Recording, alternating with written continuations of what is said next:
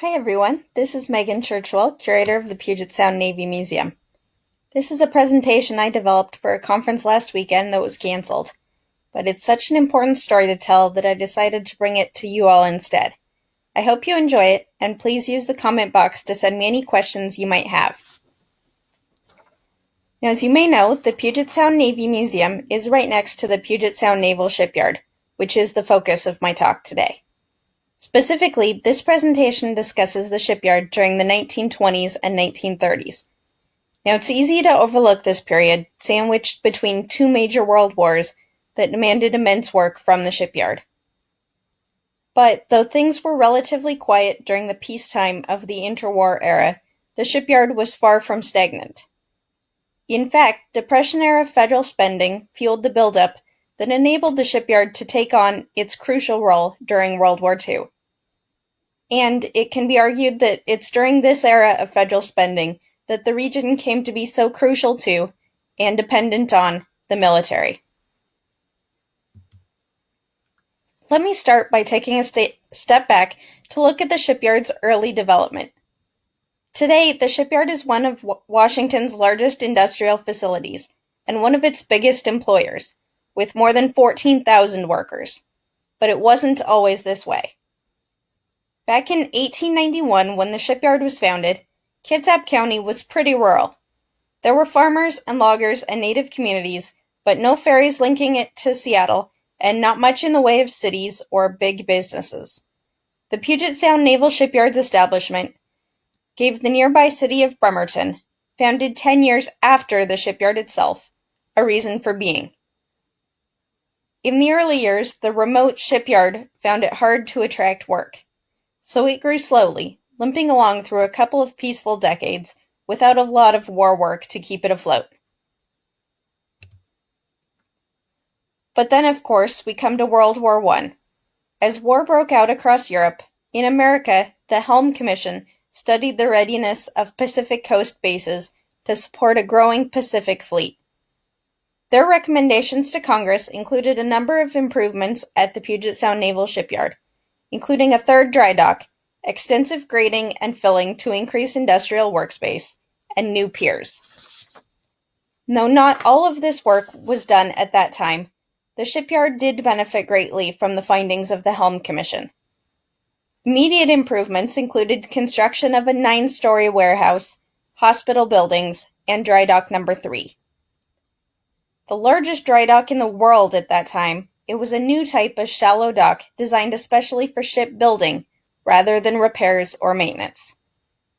And this enabled the shipyard to embark on an ambitious wartime ship construction schedule. Over the course of the war, they constructed 25 submarine chasers, 6 submarines, and 2 ammunition ships. At the height of World War I, the shipyard employed 6,500 people. And it's during this time that it really establishes itself as both crucial to the Navy's Pacific Fleet operations and as a major force in the local economy. The success of the shipyard during the war was thanks to an infusion of federal funds that not only expanded shipbuilding facilities, but also ensured that the surrounding city could absorb the growth. Now, America's involvement in World War I is of course short, and almost as soon as the shipyard can get ramped up for war, the war comes to an end. Employment at the Navy Yard remains high for a time following the war's end, until 1921, when the last of the authorized wartime work had been completed. The workload drops quickly, and layoffs hit the workforce, until the shipyard reaches a post-war low of about 1,300 workers in 1930. It wasn't until 1936 that this number would again top 4,000. This drop reflected an overall drop in Navy expenditures nationwide. The Navy's budget as a whole fell from $1.3 billion in 1918 to $333 million in 1923, just 5 years later, a reflection of the country's pacifist mood. The post-war peace means there's just not a lot of activity happening at the shipyard. Left without substantial work orders, the Puget Sound Navy Yard remains relatively unchanged, really in a holding pattern through the peacetime of the early and mid-1920s. Now, the root cause of this slowdown can be traced directly to the Washington Naval Conference and the resulting treaty ratified in 1922. Stemming from the end of World War I, this treaty was designed to prevent an arms race by limiting naval construction and controlling the tonnage of warships that could be in any one nation's fleet. Here in Bremerton, new ship construction orders fell off following the signing of the Washington Naval Treaty. During the next 7 years, the shipyard built only 2 ships. One of them, USS Louisville, a cruiser, was actually the first large warship to be built in a dry dock. And it was constructed in the shipyard's Dry Dock 3, the one that had been designed just for this purpose and built at the tail end of World War I. The other, the cruiser USS Astoria, commissioned in 1934, was sunk in 1942 during World War II. Both were treaty-class cruisers. That is, they were designed specifically to comply with the limits of the Washington Naval Treaty. Compounding the limitations imposed by the Washington Naval Treaty was the federal stance on military spending during the 1920s. Starting with Warren Harding's administration in 1921 and continuing through the Coolidge and Hoover eras, the Republicans promoted international arms control, reducing what they saw as wasteful military expenditures amid an overall goal to reduce federal spending. This had a huge effect on the Navy's shipbuilding program. Between 1922 and 1930, the construction of 31 warships was authorized, but construction actually began on just 10. As the Depression deepened, Hoover continued to reduce the naval construction budget. Reduced federal spending actually kept the U.S. Navy well below the maximum size allowed by the Washington Naval Treaty. And of course, one of the results of all of this is that there isn't much work happening over at Bremerton's Shipyard. Now, despite this lack of money and work flowing in, there is something interesting in the world of ship construction that happens in the 1920s. Immediately after World War I, there is much debate within the highest levels of the Navy over how best to incorporate naval aviation into their plans. Now, I won't go too much into this because most of these developments happened on the East Coast and not locally in Bremerton, but one of the results of this debate was the development of the Navy's first aircraft carriers, starting with USS Langley, converted from a collier in 1920. The next two, USS Lexington and USS Saratoga, were both designed as cruisers and were mid-construction when the Washington Naval Treaty was reached. They were converted into aircraft carriers mid-construction to comply with the limits of that treaty. And as you can see in this photo, both of them visited Bremerton in 1932 for maintenance. And they were the first here of many aircraft carriers. The development of the aircraft carrier would go on to have dramatic implications for the Puget Sound Naval Shipyard, lasting into the 21st century.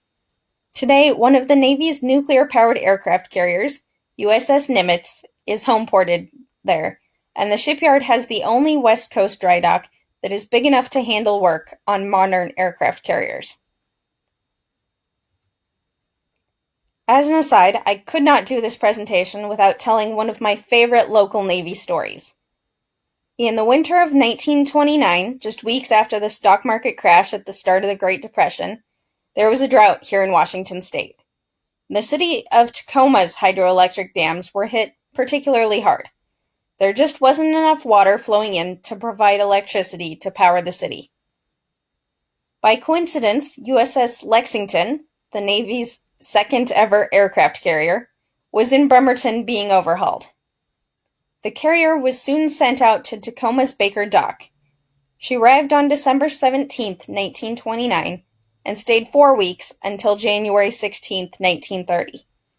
Her boilers provided the city with more than 4 million kilowatt hours of electricity, buying them time as melting snow and rain refilled Tacoma's reservoirs.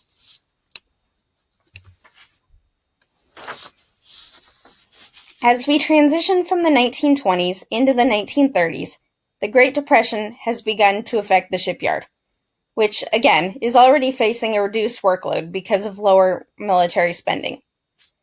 Initially, the economic downturn hit Bremerton just as it did other American cities.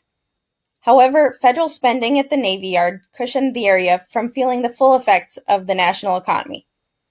By the mid-1930s, the post-war lull caused by the drop in shipbuilding came to an end, and federal Depression-era spending came flooding in.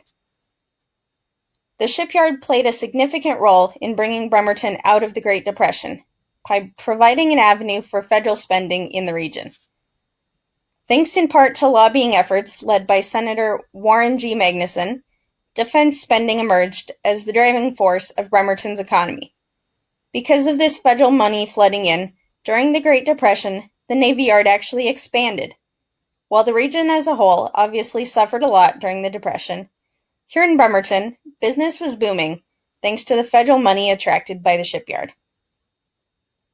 Under the guise of the Works Progress Administration, the federal government sponsored construction of the giant 250-ton hammerhead crane, which remains a defining feature of the waterfront view to this day. You may have noticed it if you've ever caught the ferry from Seattle to Bremerton. They also built the largest machine shop west of the Mississippi River during this time. And all of this buildup was made possible by the election of President Franklin Roosevelt. In contrast to his three predecessors, Franklin Roosevelt, the former Assistant Secretary of the Navy, was a staunch supporter of the Navy.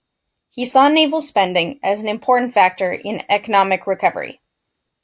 And specifically, he set out to use naval construction as an employment program. Within weeks of his inauguration, Roosevelt was encouraging naval construction as an unemployment relief project, since about 85% of shipbuilding costs go to labor. Roosevelt made wartime construction part of the 1933 National Industrial Recovery Act. The same day that it became law, he signed an executive order for 32 new warships, paid for with $238 million in Recovery Act money. Bremerton and the Puget Sound Naval Shipyard benefited greatly from these decisions. The shipyard and the city it supported reaped the benefits of government programs designed to combat unemployment. Under the Civil Works Administration, projects like brush removal, painting building exteriors, and resurfacing roadways put approximately 1,700 unemployed Bremerton residents to work. And then, of course, there were thousands hired to work on ship construction, repair, and overhauls. So successful were these efforts that by 1940, with the national unemployment rate still over 14%, Bremerton stood at 6.9%, reflecting the importance of the shipyard to the local economy.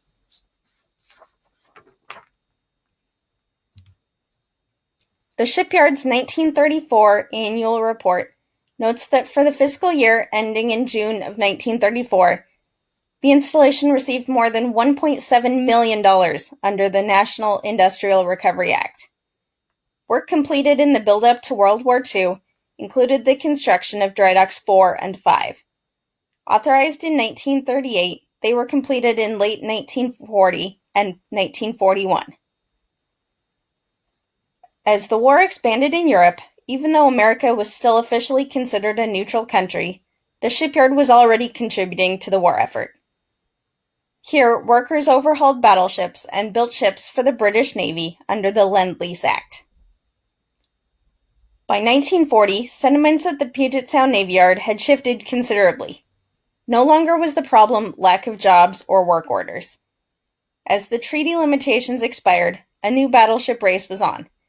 It had become clear that thousands of new workers would be needed here at the shipyard as work expanded as part of the nation's effort to prepare for the possibility of war. Even before the attack on Pearl Harbor, employment numbers began to grow. The shipyard employed about 4,500 in 1938. By April of 1941, there were just under 13,000 workers. By the day of the Pearl Harbor attack, the shipyard had over 17,000 workers, each receiving a steady paycheck thanks to federal funding. It is important to note that the federal government did not decide all on its own to support Bremerton. Instead, the local communities of Kitsap County played an active role in the development of Navy facilities here.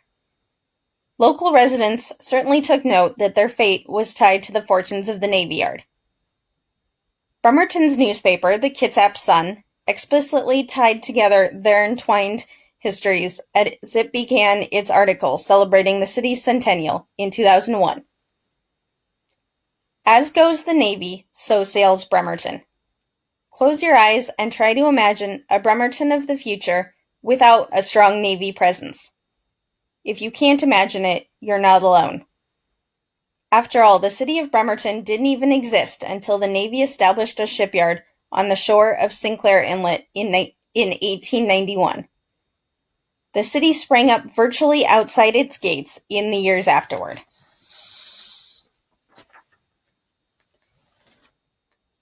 In recognition of their shared fates, local residents became Navy Yard boosters, convincing politicians to push for funding to upgrade existing facilities and build new ones. Fortunately for both the shipyard and the city, they proved adept at attracting Navy funding. By the mid-1930s, a Puget Sound Navy Yard League had formed to provide a united front for lobbying efforts. Warren Magnuson was elected to the U.S. House of Representatives in 1936, representing Kitsap and King counties. He quickly secured a seat on the House Naval Affairs Committee. The Shipyard League successfully lobbied him to push for increased naval spending. As part of this effort, they sent him a telegraph. "We want men hired, and we want them hired now. Get a special appropriation. Do something. Bremerton is sick and tired of promises." Magnuson spent significant time lobbying on behalf of Bremerton Shipyard. The congressman himself commented, "I sometimes feel that I eat, sleep, and drink the Bremerton Navy Yard." Efforts to bring federal funding to Bremerton Shipyard were particularly fruitful during the late 1930s and into World War II. This was in large part thanks to Magnuson's congressional leadership. And as an aside, it's fitting that Seattle's former Sandpoint Naval Air Station, now a city park, is named for this champion of naval causes.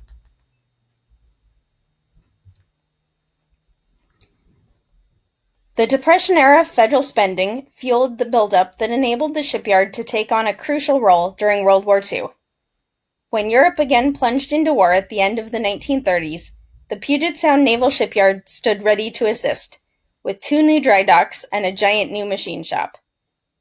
The federal money that flooded into the shipyard during the Great Depression had left its infrastructure poised to meet the demands of World War II.